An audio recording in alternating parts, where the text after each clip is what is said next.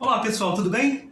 O objetivo da aula de hoje é fazer uma caracterização da vida nas cidades. É um assunto muito importante, é um assunto de extrema importância, tem uma relevância enorme, porque desse assunto podem surgir questões para o Enem.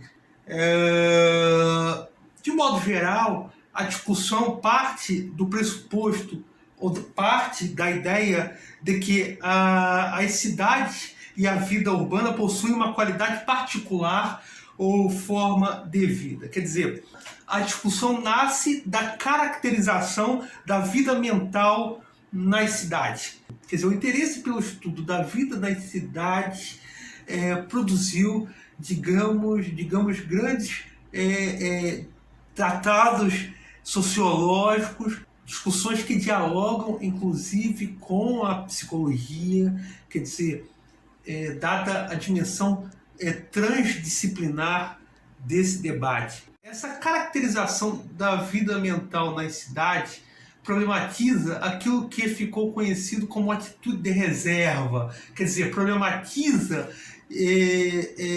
não apenas as dinâmicas sociais presentes nas cidades, mas o modo pelo qual as pessoas lidam com essas mesmas dinâmicas. Segundo esses teóricos, as pessoas desenvolvem estratégias psíquicas de sobrevivência nos grandes centros urbanos, nas metrópoles, estratégias sem as quais a sobrevivência se tornaria impossível nesses espaços urbanos. Essa atitude de reserva pode ser muito bem visualizada. Podemos exemplificá-la, por exemplo, no trajeto que fazemos do trabalho de casa para o trabalho ou de casa para a escola. Se você parar para pensar, esbarramos com muitas pessoas nesse trajeto, mas conhecemos poucas pessoas. Quer dizer, poucos contatos significativos são estabelecidos nesse trajeto. Eventualmente você consegue fazer algum tipo de amizade, mas os contatos significativos nesse trajeto são raros, ainda que esses são trajetos longos, inclusive. Eu trabalhei durante muitos anos na área de tecnologia da informação. Eu sou carioca, morava e trabalhava no Rio de Janeiro e morava no subúrbio do Rio de Janeiro. Para chegar ao local de trabalho, eu precisava tomar 2 ou 3 conduções diferentes. Daí fiquei me perguntando sobre a enorme quantidade de pessoas com as quais eu precisava lidar, esbarrar, até chegar ao trabalho. Quer dizer, até eu chegar ao trabalho, eu esbarrava com uma enorme quantidade de pessoas nesse trajeto, casa, trabalho. Essa análise sociológica, essa análise que procura levar em conta, digamos, essas relações sociais que acontecem em pequena escala, problematiza a ideia de que a este ser humano que vive nos grandes centros urbanos é impossível estabelecer relações significativas com essa enorme quantidade de pessoas. A tendência da vida nas cidades é o desenvolvimento, segundo essa perspectiva teórica, de uma atitude de reserva. Quer dizer, prestar atenção naquele conjunto de variáveis essenciais, negligenciando todas as outras variáveis. Se você parar para pensar no conjunto de estímulos recebidos no dia a dia, há uma intensificação do conjunto de estímulos. Quer dizer, os estímulos são cada vez maiores. Pense, por exemplo, num videogame, num jogo de videogame. Procure comparar os jogos de hoje com os jogos de antigamente. Quer dizer, o conjunto de estímulos hoje é infinitamente maior. Quer dizer, a isto Simmel dirá intensificação da vida nervosa. Quer dizer, a vida nas cidades pode ser caracterizada por essa atitude de reserva,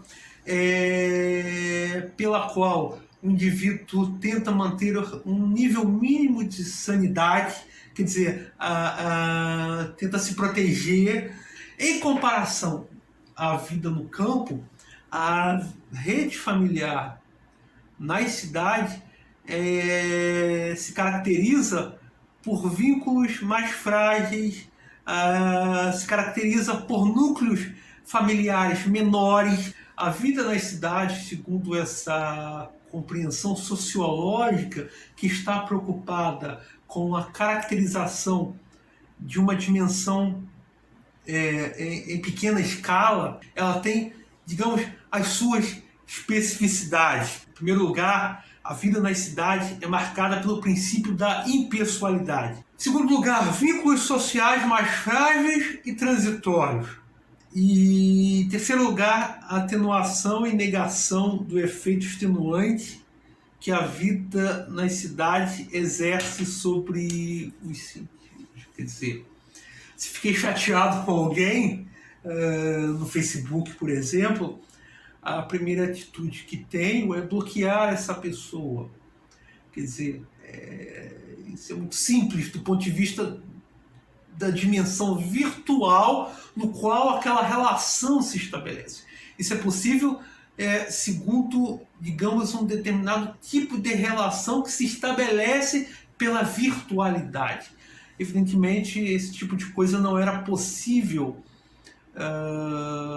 quando a temporalidade se desenvolvia segundo outros critérios, critérios espaciais e temporais, nos quais, por exemplo, as relações sociais duradouras eram fundamentais à sobrevivência do indivíduo. Segundo essa perspectiva teórica, a industrialização tem um papel fundamental aqui, porque a industrialização demarca esse momento histórico no qual, digamos, indivíduos transitam do campo para as cidades. Um dado importante é que até a década de 1950, parcela significativa da população brasileira vivia nos campos. Quer dizer, essa perspectiva teórica que nasce na Europa, na passagem do século XIX para o século XX, e que estudava, digamos, os efeitos dos processos de industrialização nos países centrais, só terá relevância para nós a partir da década de 1950, quando, de fato, no Brasil há, digamos, um rápido processo de industrialização e, consequentemente, de urbanização, com o estabelecimento de camadas inteiras de pessoas nos grandes centros urbanos, nas cidades. As especificidades da vida nas cidades já era um objeto de estudos, por exemplo, de uma escola que se desenvolveu nos Estados Unidos nas décadas de 1920, 1930, em estudos bastante interessantes. Ficou conhecida como a Escola de Chicago. Quer dizer, a sociologia começa a perceber a importância de uma compreensão desses fenômenos que acontecem em nível de pequena escala. A sociologia começou a caracterizar a vida das cidades com um olhar bastante específico para os indivíduos e para as interações que os indivíduos estabelecem uns com os outros. É importante frisar isto. Quer dizer, o interesse nasce aqui dessas interações.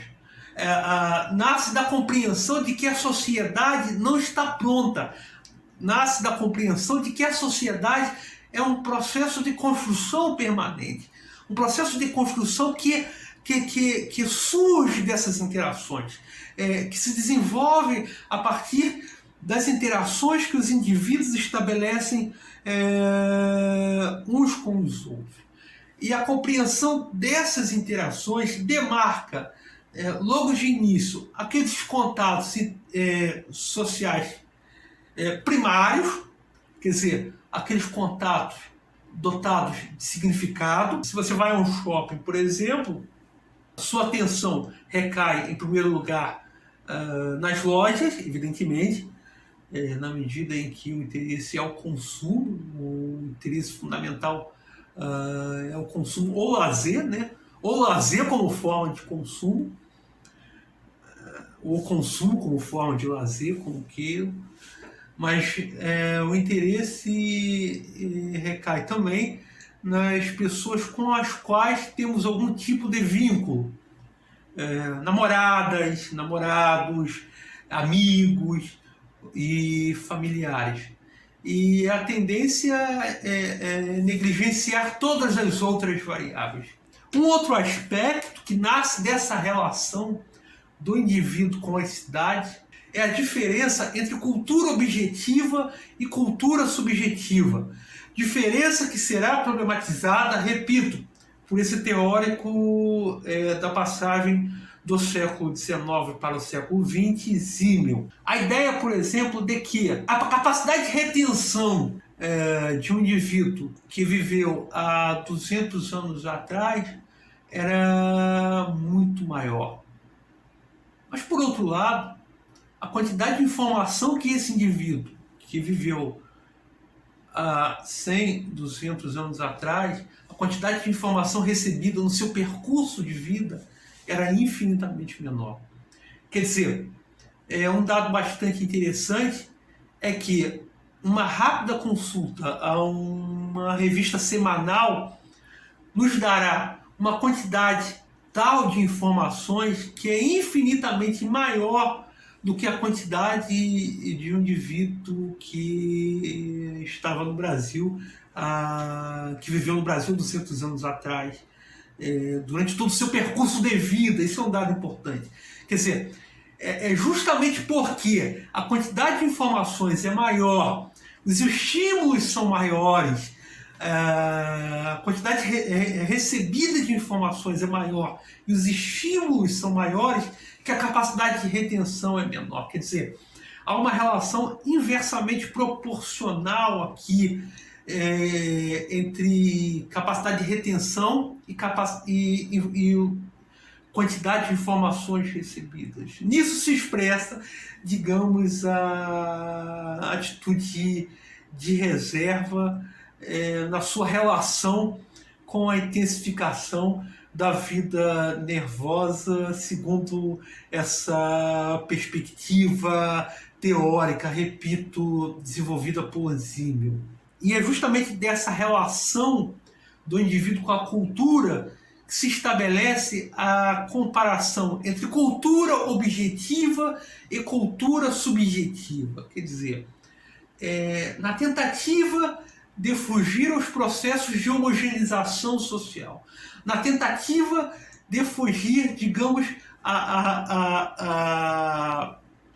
na tentativa de fugir, digamos, aos processos de massificação, o desenvolvimento de um maior senso de individualidade imprimirá características próprias ao indivíduo. Quer dizer, o indivíduo demarcará, digamos, a sua inserção no mundo a partir de atitudes que são específicas desse indivíduo.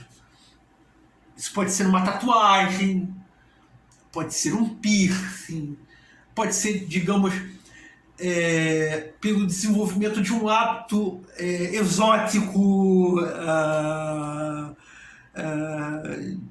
quer dizer, desenvolver um tipo específico de cultura, digamos, que tem que imprime a marca da individualidade, que recebe a marca da individualidade.